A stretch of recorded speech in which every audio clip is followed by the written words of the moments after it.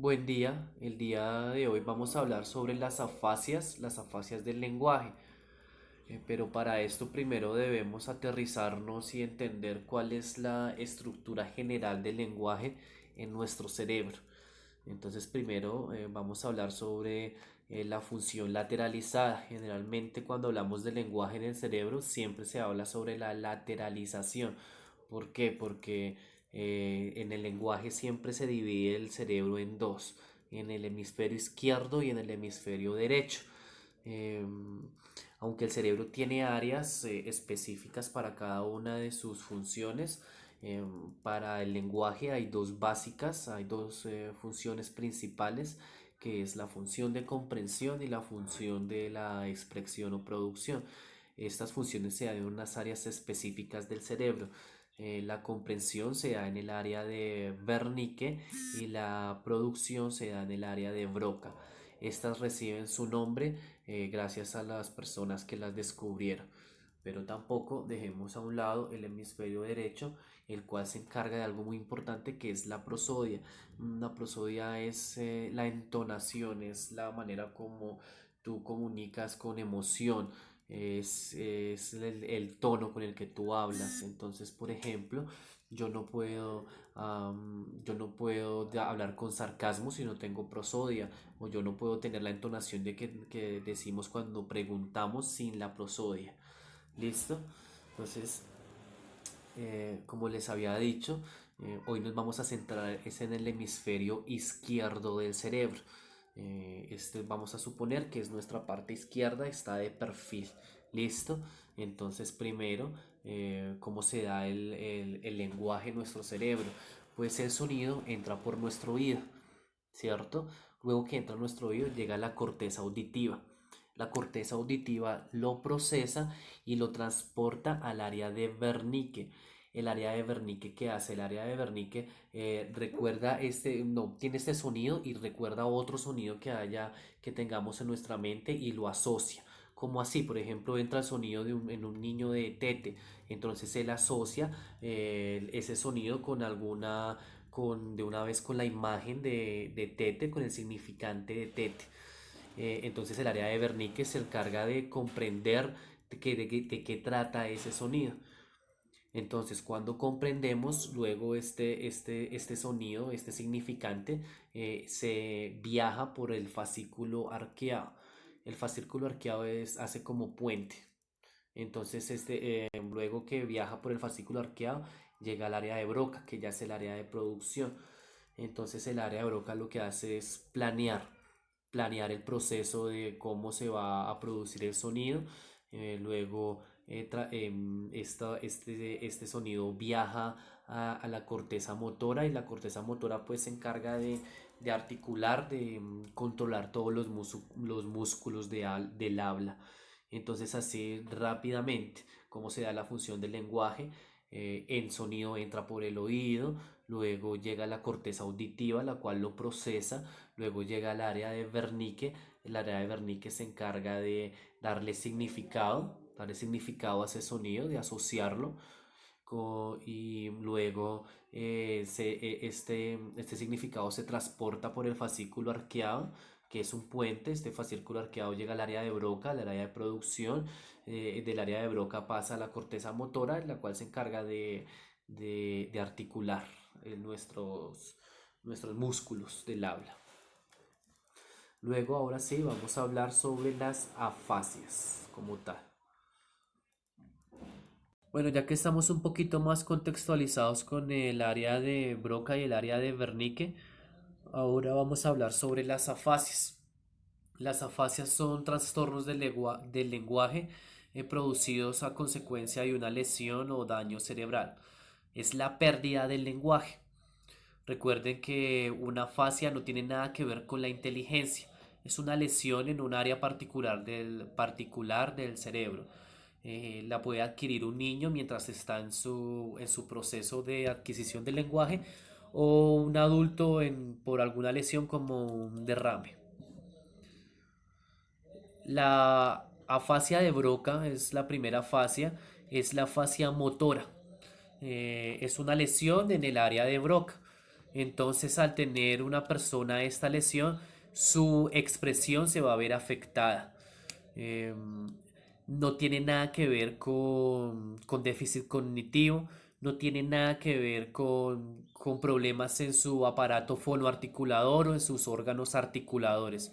Su aparato fonoarticulador está muy bien, su cognición está muy bien, él entiende muy bien todo lo que le dice, pero cuando lo va a expresar no puede, no logra hacerlo. Una forma, por ejemplo, de detectar esta fascia es el habla telegráfica. El habla telegráfica es cuando dicen, por ejemplo, perro correr. No hay cohesión, no está conjugando, no tiene nexos.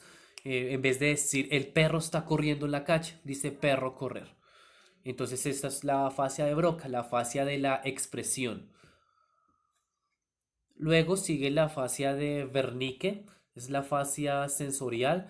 Esta fascia tiene que ver ya con la comprensión. Entonces mi aparato auditivo está muy bien, yo escucho muy bien, no soy sordo, pero lo que me dicen no logro comprenderlo muy bien. Si entra por mi aparato auditivo, llega hasta el área de Wernicke, pero ahí la lesión no deja que yo comprenda exactamente lo que me están diciendo. Este trastorno es un poquito difícil de descubrir porque generalmente como las personas que tienen esta lesión tienen sus órganos totalmente bien, no son sordos, entonces no se logra entender por qué ellos no están comprendiendo lo que se les está intentando comunicar. Luego está la fascia global. La fascia global es la unión de la fascia de Broca con la fascia de Wernicke. Entonces la fascia global es una lesión que va a afectar tanto la comprensión como la producción. Entonces, acá hay un ejemplo que dicen que para detectar la fascia global, eh, las personas que tienen esta dificultad sustituyen a veces fonemas, como latis, lápiz.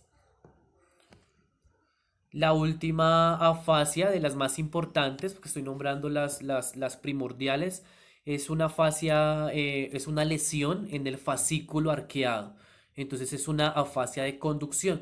Recuerden que el fascículo arqueado es el puente en el que ayuda a conectar tanto el área de Broca, recuerden que el área de Broca está en el hemisferio izquierdo, como el área de Wernicke que también está acá en el hemisferio izquierdo. Entonces el fascículo arqueado es un puente que ayuda a la comunicación entre ambas. Entonces al haber una lesión en esta área, pues va a haber una fascia de conducción. Esto que conlleva que una persona, por ejemplo, no pueda repetir porque puede escuchar y puede entender en su área de Wernicke, pero a la hora de que pues no tiene el puente, no, el puente está fallando para la comunicación del área de Broca y el área de Wernicke, pues no va a poder repetir lo que las otras personas le están diciendo. Y estas son las afasias pues principales. Recuerden que no tienen nada que ver con algún déficit cognitivo. Muchas gracias y que pasen un excelente día. Bueno, buenas tardes compañeros. El tema que vamos a tratar hoy se llama trastorno específico del lenguaje. Para este tema yo escogí una frase que me llamó mucho la atención y que creo que pues habla acerca de lo que es el trastorno. La frase dice, los límites de mi lenguaje representan los límites de mi mundo. Yo creo que con esto pues está más que claro porque pues cuando nosotros tenemos límites para expresarnos pues así mismo nuestro mundo se va a ver un poco más corto, menos dimensionado y tal vez nos limitaremos al conocimiento de muchas cosas. Compañeros, pues estos trastornos específicos del lenguaje como definición nos dice que es un trastorno de la comunicación que es específico que puede afectar el habla, la capacidad para escuchar, la lectura y la escritura de los niños. Algo que es muy claro frente a este trastorno es que no tiene, digamos, ninguna afectación de tipo clínica, por decirlo así. No se presenta o digamos no tiene que ver con el retraso mental, con un déficit auditivo, con disturbios o problemas emocionales, no tiene que ver con signos neurológicos, en este caso, digamos, con algún problema, con lesiones cerebrales, con epilepsia, y tampoco se ve afectado por factores ambientales. Entonces es un trastorno que se presenta básicamente en la edad preescolar y obviamente si no es tratado a tiempo, pues se va a evidenciar también en la adultez de los chicos. ¿Sí? Tiene muchísimas limitaciones cuando no es trabajado pues de manera racional. Digamos en el ejemplo donde está la definición tenemos un ejemplo, la niña no dice Coca-Cola sino Totatola, entonces vemos que ya vienen acá como unos déficits frente al reconocimiento de las letras. Nuestro segundo paso es cuáles son las características de este trastorno específico del lenguaje. Uno, digamos que no es secundario, no se ve un déficit intelectual ni a una pérdida de audición, no, simplemente es algo que está ahí, se cree que es un factor genético y que muy seguramente al hacer todo el estudio pertinente frente al niño, entonces se va a encontrar o se va a hallar que alguien en su rama familiar pues también tuvo este tipo de problema. Es persistente, comienza en la infancia y puede durar hasta la adolescencia y aún la madurez, como ya les decía. Se puede decir que es grave porque pueden haber problemas asociados, digamos, que afecten el aprendizaje, la sociabilización y la lectoescritura. Pues esto se considera que afecta muchos otros partes del desarrollo del niño, ¿sí?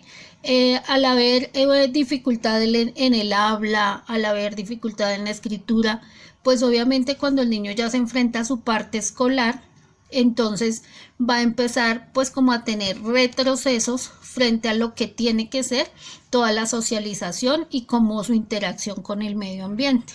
Dice que es de evolución lenta.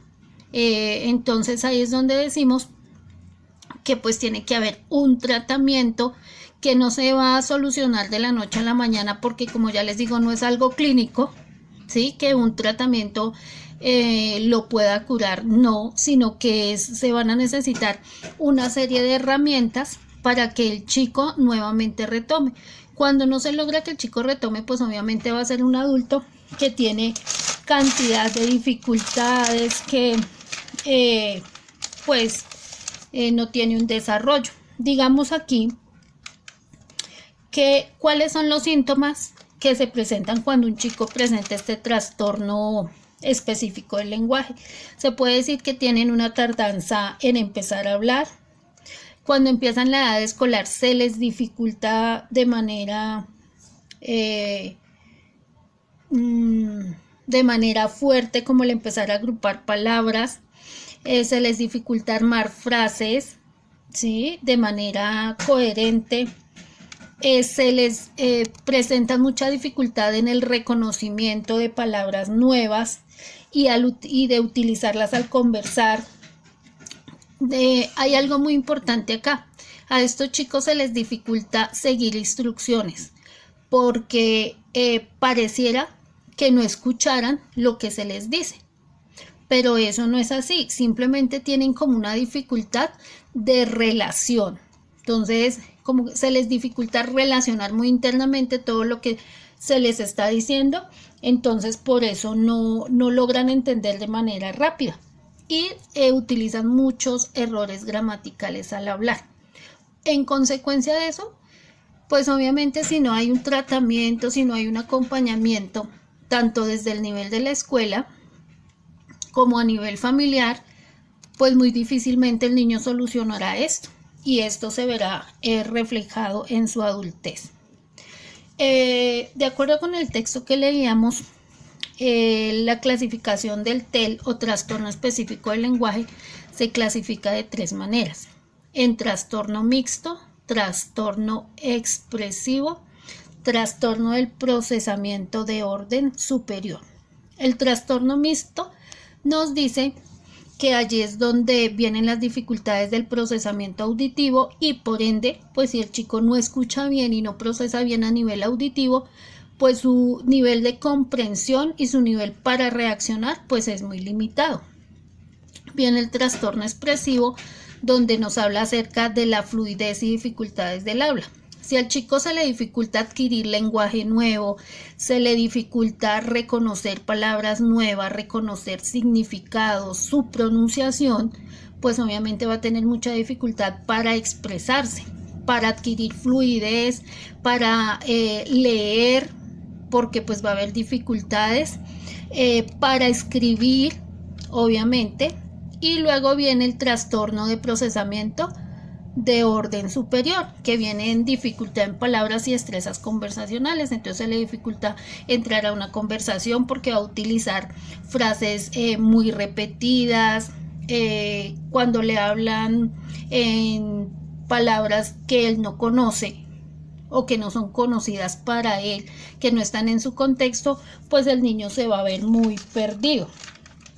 ¿Qué va a pasar cuando un chico no se le trata a tiempo o cuando permitimos que esto vaya a la etapa de la adultez?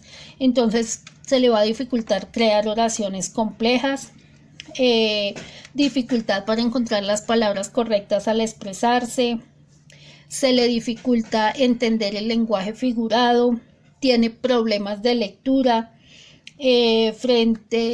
para narrar o escribir cuentos pues se le dificulta, y tiene errores gramaticales y ortográficos muy frecuentes, porque pues para él los sonidos, ¿sí? Si los relacionamos con la parte de fonética, fonología y fonología, pues va a haber un difícil reconocimiento frente a los sonidos de las letras, frente a los sonidos de las palabras. Va a haber un difícil relacionamiento, por decirlo así, de lo que le estamos diciendo y de lo que él realmente está entendiendo. Bueno, compañeros, ya los dejo con mi otra compañera. Sin embargo, pues yo considero, y de acuerdo a lo que leí aquí, nosotros podemos tener muchos de estos chicos en nuestras aulas y tal vez nunca nos hemos dado cuenta de esta situación, tal vez por falta de conocimiento o porque no nos hemos sentado realmente a mirar cómo son los procesos. Me parece un tema muy bonito que sí sería muy chévere ahondar, pues ya porque nos da muchas herramientas para poder reconocer las dificultades de nuestros chicos. Muchas gracias.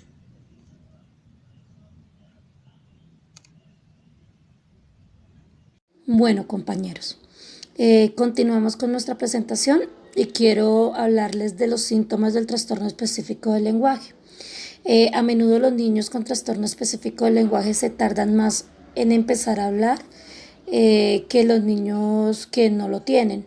Los niños en edad preescolar con trastorno específico del lenguaje podrían tardar más en agrupar palabras en oraciones, en comparación con otros niños, tener dificultad para aprender nuevas palabras y conversar, tener dificultad para seguir instrucciones, no porque sean tercos, sino porque no entienden bien las palabras que se les dice, cometer con frecuencia errores gramaticales al hablar.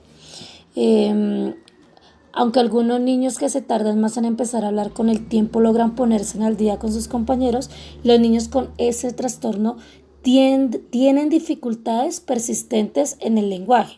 Los síntomas comunes en niños mayores y en los adultos con trastorno específico del lenguaje incluyen los siguientes: uso limitado de oraciones complejas, dificultad para encontrar las palabras correctas, dificultad para entender un lenguaje figurado, problemas de lectura, narración y escritura desorganizada, errores gramaticales y ortográficos recurrentes o frecuentes.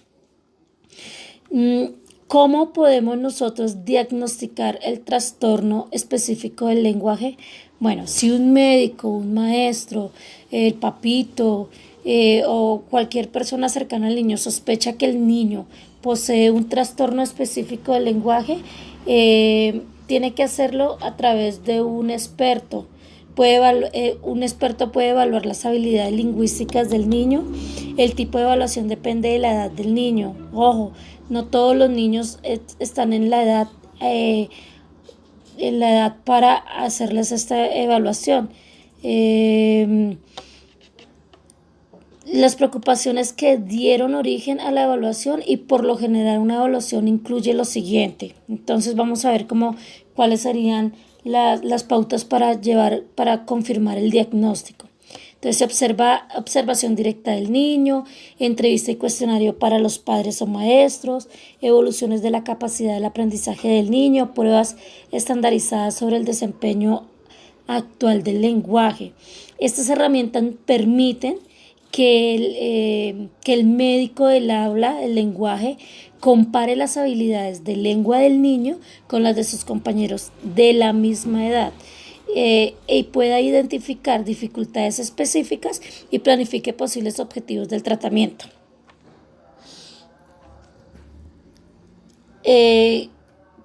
Nosotros podemos encontrar a menudo y preguntarnos si el trastorno específico del lenguaje es un problema de aprendizaje o es lo mismo que el problema de aprendizaje. Y resulta que no es lo mismo, que es un problema de aprendizaje, más no quiere decir que no tenga un factor de riesgo para los problemas para el niño poder aprender, ya que tener dificultad con las habilidades básicas del lenguaje afecta el desempeño en el aula. Esto significa que los niños con trastorno específico del lenguaje tienen una mayor probabilidad de que se les diagnostique un problema de aprendizaje que los niños que no tienen este trastorno. Tratamientos para el trastorno específico del lenguaje. Bueno, un especialista del habla y lenguaje debidamente acreditado es quien generalmente trata el trastorno específico del lenguaje. El tratamiento se puede recibir en la casa, en la escuela, con programas universitarios, en las clínicas privadas, hospitales, los hospitales. Lo idóneo es identificar y tratar a los niños con trastorno específico del lenguaje a una edad temprana. Para las personas también puede responder bien independientemente de la edad en la que comience el tratamiento, pero pues lo más recomendable es que se haga cuando el niño está pequeño. Bueno,